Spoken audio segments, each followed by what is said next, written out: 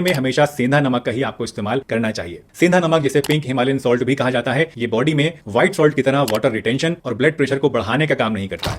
ये बात बिल्कुल बकवास है, गलत है कि सेंधा नमक से आपका वाटर रिटेंशन नहीं होगा और शरीर में ब्लड प्रेशर बढ़ाने का काम नहीं होगा। पहले तो ब्लड प्रेशर अगर आपका हाई है तो उसमें केवल नमक का हाथ नहीं है, लेकिन नमक जिसे सोडियम क्लोराइड में से सोडियम जब आपके शरीर में ज्यादा इकट्ठा हो जाता है तो वो जहां जहां जाएगा वहां वहां पानी को खींच के रखता है। इसलिए जो लोग नमक ज्यादा ले लेते हैं उनके खून में नमक ज्यादा होने से पानी ज्यादा इकट्ठा हो जाता है, ब्लड प्रेशर बढ़ जाता है। और सेंधा नमक 99% वही सोडियम क्लोराइड ही है, उसमें 1% बल्कि 0.5% तक कुछ मिनरल्स है। 0.5% के फर्क से कोई फर्क नहीं पड़ता है, टेक्निकली वो भी वही काम करेगा, राइट। बल्कि आयोडीन की डेफिशिएंसी जरूर कर सकता है। और अभी तो रुको, क्लाइमैक्स अभी बाकी है। इस 2020 की स्टडी में 31 डिफरेंट ब्रांड के पिंक सॉल्ट के सैंपल लिए गए और सभी सैंपल में सेफ लिमिट से 25% ज्यादा लेड, एल्यूमिनियम और दूसरे हैवी मेटल्स पाए गए। ये सारा हिमालयन पिंक सॉल्ट पाकिस्तान से माइन किया जाता है। ये 2014 का पेपर बताता है कि पाकिस्तान में कितना हैवी मेटल कॉन्टेमिनेशन है वहां के पानी और सॉइल में। अगर आप नॉर्मल सॉल्ट की जगह पिंक सॉल्ट खा रहे हो तो आयोडीन के लिए अपनी रिक्वायरमेंट को किसी दूसरे तरीके से पूरा कर लो और फिर अपना थायराइड चेकअप कराते रहो। ऐसे ही किसी के भी कहने पे मत जाया करो, रिसर्च करिए खुद से।